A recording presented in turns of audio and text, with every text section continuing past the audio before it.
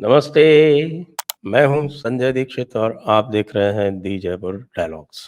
सबसे पहले सब्सक्राइब कर लें चैनल को और बेल आइकन दबा लें, फिर वीडियो को लाइक कर लें और वीडियो को बाद में शेयर भी कर लें।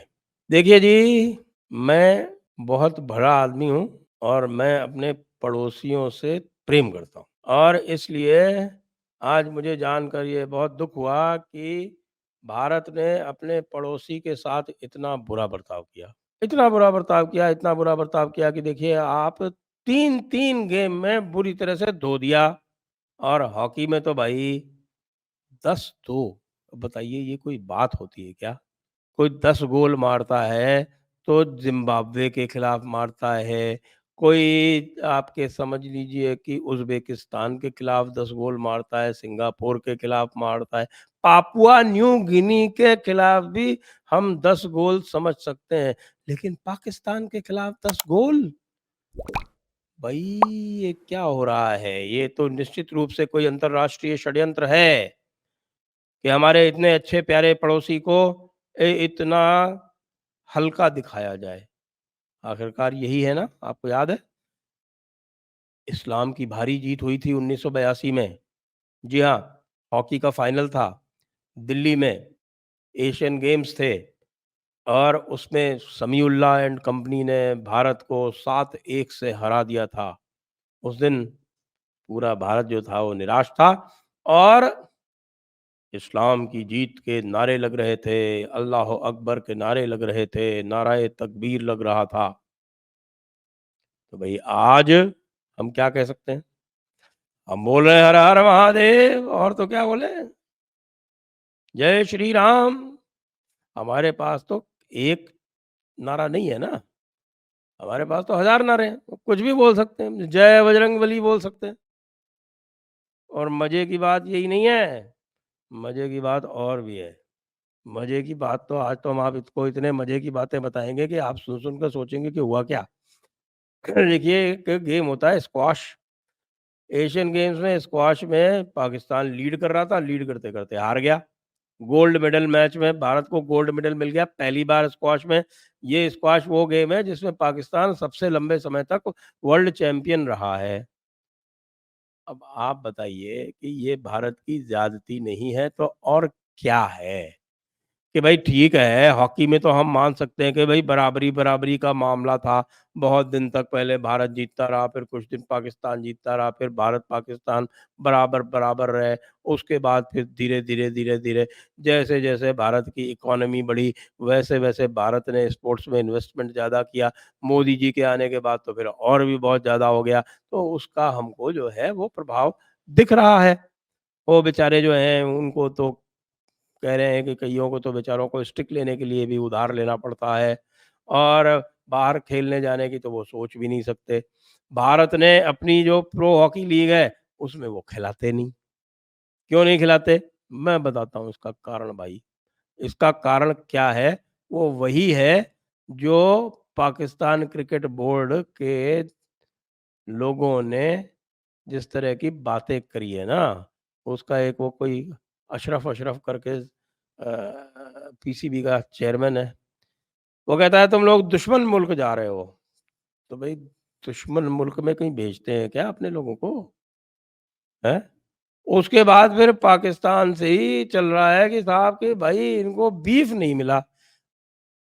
अरे भाई पाकिस्तान वाले निगोड़ो, हमको पोर्क खिलाया था क्या तुमने जब हमारी टीम गई थी? पोर्क खिलाया था क्या? बाहर वाले जब आते हैं, उनको पोर्क सॉसेजेस खिलाते हो क्या? इंग्लैंड वालों को खिलाया था? ऑस्ट्रेलिया वालों को खिलाया था क्या? तब तो कहा आहाहाहा! ये तो इस्लाम में हराम है। तो भाई हमारे यहाँ भी बीफ हराम है। यहाँ रहो तो तमीज़ से रहो, नहीं तो चिकन और मटन भी बंद कर देंगे तुम्हारा, ये जान लेना। फिर तुम तड़प-तड़प के खेलना यहाँ पर। वैसे ही पहले वार्म अप मैच में न्यूज़ीलैंड ने तुम्हें ठोक दिया बुरी तरह से। और तुम्हारा बाबर जो है ना, वो क्या कह रहे हैं कि साहब कि बाबर जो है वो 1526 में उसने भारत को जीता था। अबे बाबर ने तुम्हारी फैमिली वाले जो थे ना, उनको भी जीता था और तलवार के बल पर उनकी सलवारें उतरवा के उनको कन्वर्ट भी किया था। आई बात समझ में? भाई लोगों, पाकिस्तान के मियाँ भाइयों, समझ में आ रही बात? अब देखो, एक अंडर 19 का फुटबॉल गेम हुआ, उसमें भी भारत ने पाकिस्तान को सैफ फुटबॉल गेम्स अंडर 19 में 3-0 से ठोक दिया। यानी एक दिन में 3-3 ज़ख्म। हर रोज़ एक नया ज़ख्म तो आता ही है और एक दिन में 3-3 ज़ख्म। ऐसे तो होगा ही ना भाई। देखिए क्या बात है कि आपने ये कह रखा है कि जो कुछ भी आप लोग करते हैं, वो अल्लाह के रहमो करम से करते हैं, तो फिर ये बात मान लेनी चाहिए ना कि अल्लाह नहीं चाहता आप जीते। क्यों नहीं चाहता? इसके बारे में विचार करें, तो फिर कुछ ऐसा काम करें। अगर आपको जीतने का शौक है ज़्यादा, तो फिर आपको कुछ सोचना पड़ेगा ना। यदि वो चाहता ही नहीं कि आप जीतें, तो फिर आपको सोचना पड़ेगा। जीतना है तो कुछ और करना पड़ेगा। नहीं? सोचिए, सोचिए, इसके बारे में विचार कीजिए। पर कैपिटा जो भिखारियों की संख्या है पूरे विश्व में, वो सबसे अधिक पाकिस्तान में। और दूसरे देशों में जो भी भिखारी पकड़े जा रहे हैं, उनमें से 90% पाकिस्तान के। अच्छा, ये तो बिल्कुल आश्चर्य की बात, मुझे तो बिल्कुल आश्चर्य नहीं हुआ। हालाँकि ये जो है कि एक सीनेट की रिपोर्ट में कहा गया, पाकिस्तानी जो सीनेट है, उसकी रिपोर्ट में ये बताया गया कि विदेशों में, विशेषकर सऊदी अरब में, यूएई में, टर्की में, अन्य विदेशी देशों में जहाँ भी जो भी भिखारी पकड़े जा रहे हैं, उनमें से 90% संख्या पाकिस्तानियों की है। तो भई इसमें आश्चर्य की क्या बात है? तो पाकिस्तान का प्रधानमंत्री ही जो है वो अपनी ब्रांड वैल्यू इसी से मानता है कि भई वो भीख माँगता रहे, भीख माँगते-माँगते उसको इतना उसकी, जिसको कहते हैं कि भीख माँगते-माँगते उसके मुँह से झाग आ जाए, तो लोगों को वो पसंद आता है। तो जब पाकिस्तान का प्रधानमंत्री, फिर पाकिस्तान का CO, as, chief of army staff, ये सब लोग इसी काम में स्पेशलाइज़ करते हैं, खुशी मनाते हैं। अरे! आज यहाँ से 2 मिलियन की भीख, 2 बिलियन की भीख आ गई। अरे! आज यहाँ से 500 मिलियन की भीख आ गई। इस तरह की बातें कर के खुशी मनाते हैं। तो भाई अब ये सोचो कि जो भिखारियों का देश है, उससे आप ये उम्मीद करो कि वो जाके एशियन गेम्स में कोई गोल्ड मेडल-वेडल जीत लाएगा, ऐसा तो होगा नहीं। अब देखिए 7 दिन हो गए, 7 दिन में पाकिस्तान को एक भी गोल्ड नहीं मिला है। और अब वो सोच रहे हैं कि भाई क्रिकेट में शायद ले आएँ। तो क्रिकेट में उनकी जो महिला टीम थी उसकी तो इसका तो इतना बुरा हाल हुआ कि अब आप सोचिए कि वो श्रीलंका से ही हार गई। अब देखिए इनकी जो पुरुष क्रिकेट टीम है उसका क्या होता है। और हॉकी टीम जो है उसको अभी जापान से खेलना है और उज़्बेकिस्तान से भी खेलना है और उसके बाद भी उसको ये आशा है कि वो सेमीफ़ाइनल के लिए क्वालीफ़ाई कर जाएगी। भाई बड़े मज़े के काम हो रहे हैं यार पाकिस्तान में तो। अच्छा, पाकिस्तान में और भी चीज़ हो रही है साहब। पाकिस्तान में तरह-तरह के लोगों की मौत हो रही है।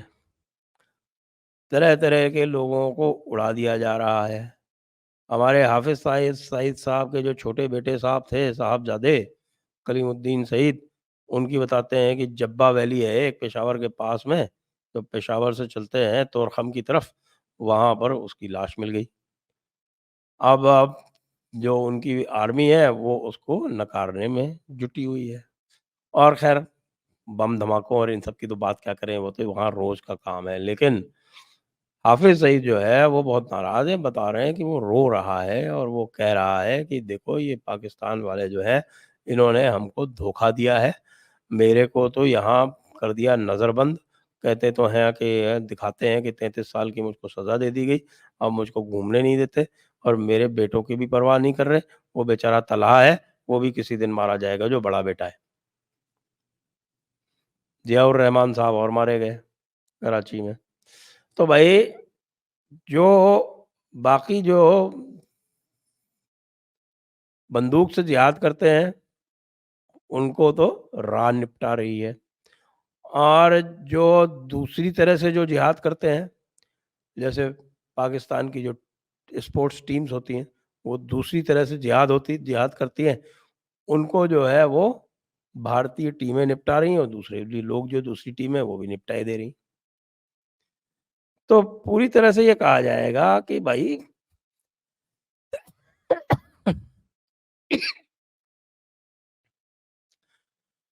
कि पाकिस्तान के लिए दिन आजकल ठीक नहीं चल रहे हैं और आजकल से नहीं चल रहे हैं दिन, बहुत दिनों से ठीक नहीं चल रहे हैं।